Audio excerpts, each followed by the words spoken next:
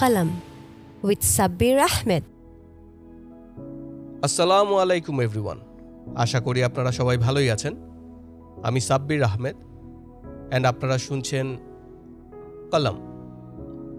আজকে কলমের 3rd সিজনের first episode.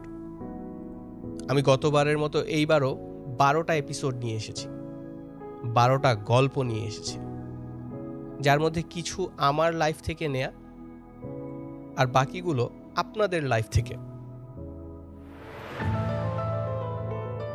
Qalam with Sabbir Ahmed. আমাদের আজকের এই গল্পের মেইন ক্যারেক্টার আমাদের দেশের খুব নর্মাল একটা মানুষ। সে একজনের বাসার প্রাইভেট কার ড্রাইভ করে। গত 5 বছর ধরে সে একই ওনারের আন্ডারে কাজ করে যাচ্ছে। তো একদিন সে গাড়ি চালাচ্ছিল অ্যান্ড ওনার হঠাৎ করে খেয়াল করলো যে সে অনেক চুপচাপ। ওনারটা জানে যে কিছুদিন আগে তার বাবা মারা গেছে। সো ওনারটা জিজ্ঞেস করলো যে তোমার কি অবস্থা, তোমার বাসার সবার কি অবস্থা। তখন ড্রাইভারটা মন খুলে একটু কথা বলল অ্যান্ড বলল যে সব ঠিকই আছে, আলহামদুলিল্লাহ সব ভালোই চলতেছে। ওনারটা জিজ্ঞেস করলো যে তাহলে তোমার মন খারাপ কেন? বলে আসলে আমি গত 5 বছর ধরে প্রতি মাসে 2,000 টাকা করে জমাচ্ছিলাম অ্যান্ড আমার কাছে 1,20,000 টাকা জমে গেছিল।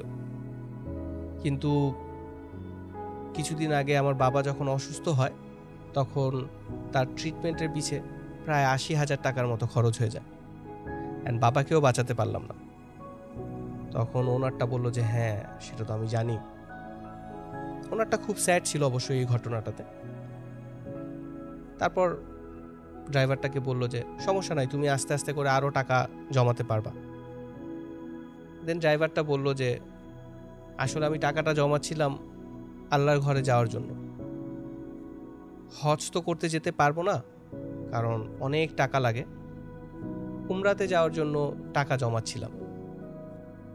হয়তো আর 1 বছর কাজ করার পরে আমি উমরাতে চলেও যেতে পারতাম, কিন্তু এখন মনে হচ্ছে যে আরও 5 বছর কাজ করার পরে আমার উমরাতে যেতে হবে অ্যান্ড ততদিনে হয়তোবা উমরাতে যাওয়ার টাকার অ্যামাউন্টও আরও বেড়ে যাবে। তখন গাড়ির ওনার বললো যে হ্যাঁ তুমি আসলে ঠিক বলছো, যেভাবে জিনিসপত্রের দাম বাড়তেছে অ্যান্ড হজে যাওয়া উমরাতে যাওয়ার এগুলোরও দাম অনেক বাড়তেছে।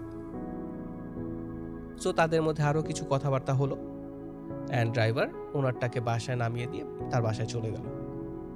এরপরেও অনেক দিন পার হয়ে গেল অ্যান্ড ড্রাইভারের মন এখন আস্তে আস্তে একটু ভালো হয়ে যাচ্ছে। এটাই তো জীবন আমাদের, এভাবেই আমরা টাকা জমাবো আস্তে আস্তে করে, হয়তোবা কোনো একদিন যাব আল্লাহর ঘরে। কিন্তু সে অবশ্যই দোয়া করতো যাতে সে কোনোভাবে তাড়াতাড়ি চলে যেতে চায়। তো অনেক দিন পর গাড়ির যে ওনার, তার ওমরা যাওয়ার একটা প্ল্যান হচ্ছে অ্যান্ড ড্রাইভার এটা শুনে অনেক খুশি হলো যে আপনি যাবেন স্যার, ভালো, আমার জন্য দোয়া করবেন, আমিও যাতে যেতে পারি এক সময়। কিন্তু গাড়ির ওনারটা তাকে বলল যে আমি একা যাব না, আমি তোমাকেও নিয়ে যাব আমার সাথে। তো ড্রাইভার বলতেছে আমার কাছে তো এত টাকা নাই স্যার, আর আমি আপনার কাছ থেকে এতগুলো টাকা নিতেও পারবো না, এটা আপনাকে শোধ করতে আমার বছরের পর বছর পার হয়ে যাবে। তখন গাড়ির ওনারটা বলল যে এটা আসলে তোমার শোধ করতে হবে না অ্যান্ড এই পুরা টাকাটা আমিও দিচ্ছি না। আমি আমার কলিগদের সাথে কথা বলছিলাম তোমার ব্যাপারে অ্যান্ড আমার অফিসের 10-12 জন মিলে তোমাকে এই টাকাটা গিফট করছে যাতে তুমি ওমরাতে যেতে পারো। অ্যান্ড তারপরে তারা 2 জন ওমরাতে যায়। এখন ঘটনা হলো আমরা সবাই কিন্তু চিন্তা করি যে আমরা আল্লাহর ঘরে যাব, ওমরা করব, হজ করব অ্যান্ড টাকা জমাই। অনেকেই আছে ছোটবেলা থেকে টাকা জমাচ্ছে, অনেকে আছে চাকরি পাওয়ার পর থেকে টাকা জমাচ্ছে অ্যান্ড আমরা অনেকে যেতেও পারি। আলহামদুলিল্লাহ আমিও যেতে পেরেছিলাম। আমার হজে যাওয়ার গল্পটা যদি শুনতে চান, 1st সিজনের 11 নম্বর এপিসোডটা শুনবেন। অনেকের কাছেই ওই গল্পটা অনেক পছন্দের।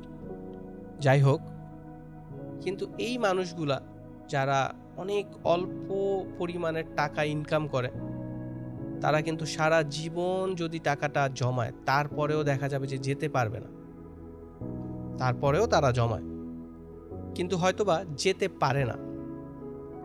কিন্তু আমরা যদি তাদেরকে একটু হেল্প করি, সবাই মিলে, একজন না 10 জন মিলে বা 20 জন মিলে, তাদের এই জীবনের আশাটা কিন্তু পুরা হয়ে যায়। আমি জানি আমরা অনেকেই টাকা পয়সা অনেকজনকে দেই, ছোট ছোট অ্যামাউন্ট দেই, 20 টাকা দেই, 100 টাকা দেই, বা কেউ হয়তো বা আরেকটু বেশিও দেই।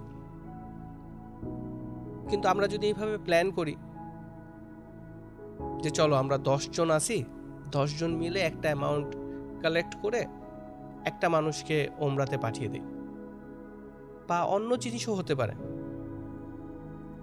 কারো ট্রিটমেন্টের টাকা লাগবে, বা কারো মেয়ের বিয়ে দিতে টাকা লাগবে, বা কারো বাচ্চাদেরকে পড়ানোর জন্য টাকা লাগবে, অনেক কিছুই হতে পারে, অনেক ধরনের রিকোয়ারমেন্টই তাদের থাকতে পারে, যা তারা হয়তোবা একটা টাকার অ্যামাউন্টের জন্য করতেই পারছে না। 10 জন মিলে দিয়ে দিলেই কিন্তু হয়ে যায়, একার প্রেশার নিতে হয় না। কিন্তু সবাই মিলে কিন্তু একজনকে আমরা হেল্প করেই ফেলতে পারি। এই গল্পটা বলার রিজন হলো, আমি চাচ্ছি যাতে আমাদের যে একটা কমিউনিটি আছে, আপনারা যারা আমার এই পডকাস্টটা শুনতেছেন, আপনি একজন শুনতেছেন, আপনি বাকি 10 জনকে যে বলেন যে চলো আমরা এটা করি। অবশ্যই আপনাদের কোনো ড্রাইভার থাকতে পারে, কাজের কোনো একটা লোক থাকতে পারে, বা গার্ড থাকতে পারে, যারা অনেক বছর ধরে আল্লাহর ঘরে যেতে চাচ্ছে। আপনারা সবাই মিলে তাকে পাঠিয়ে দেন। আজ তাহলে এই পর্যন্তই। আমি সাব্বির আহমেদ, এন্ড আপনারা শুনছিলেন কলম।